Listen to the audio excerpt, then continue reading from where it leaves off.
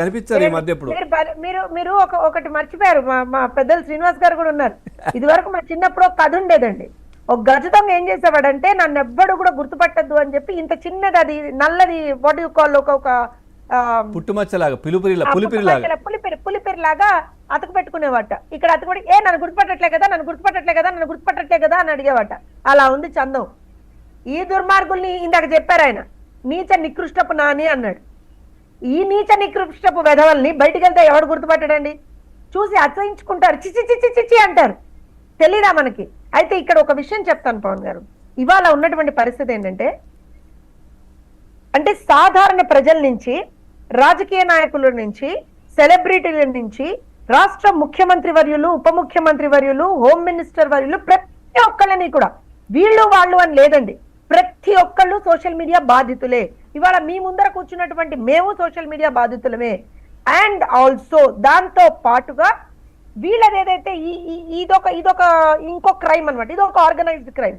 ఎందుకు చెప్తానంటే social media ఒక ఆర్గనైజ్డ్ క్రైమ్ గా ఎలా నడిపారు, harassment and abusement of women ఎలా చేశారు అనేటువంటిది మొన్న సార్ అంత క్లియర్ గా చెప్పారు. దానికి సంబంధించి కోయా ప్రవీణ్ గారు అనుకుంటా అండి పరా రవీందర్ రెడ్డిని అరెస్ట్ చేసినప్పుడు చాలా క్లియర్ గా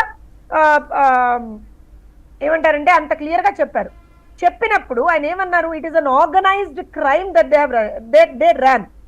సార్ సిగ్గున్న వాడెవడైనా, ఒక అమ్మకి అబ్బకి పుట్టిన వాడెవడైనా సరే సొంత అమ్మ మీద సోషల్ మీడియాలో బూతులు పెట్టిస్తాడా అండి? బూతులు పెట్టిస్తాడా? ఒక ఆడపిల్ల గురించి ఇష్టారీతన రాయిపిస్తాడా? అసెంబ్లీలో లేనటువంటి ఒక మహిళ గురించి ఇష్టారీతన కుక్కల్లాగా మురిగారు. ఆ రోజున కుక్కల్లాగా, లిటరల్ గా కుక్కల్లాగా మురిగారు. అప్పుడు ముఖ్యమంత్రిగా ఉన్నటువంటి జగన్మోహన్ రెడ్డి కూర్చొని ముసిముసి నవ్వులు నవ్వాడు. And I will tell you one more thing Pavan గారు, ఇవాళ కొడాలి నాని మీద కేసు పడింది.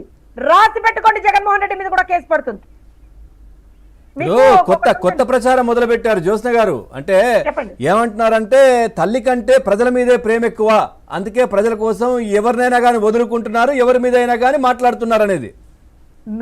ఇప్పుడు నేను ఒక విషయం చెప్తాను. తల్లిని ప్రేమించలేనాడు సమాజాన్ని ప్రేమిస్తాడు. అసలు ఆ మాటలు మాట్లాడిన వాడు ఎవడో కూడా వాడికి కొంచెమన్నా బుద్ధి జ్ఞానం కామన్ సెన్స్ ఏమైనా ఉందో లేదో చచ్చి వీళ్ళందరూ కూడా మళ్ళీ నేను అంటేనే మేము రాజకీయంగా విమర్శిస్తున్నాం అంటారు. ఆ సైతాను లక్షణాలు తెలుసుకొని పుట్టి తెచ్చారు వీళ్ళందరూ కూడా.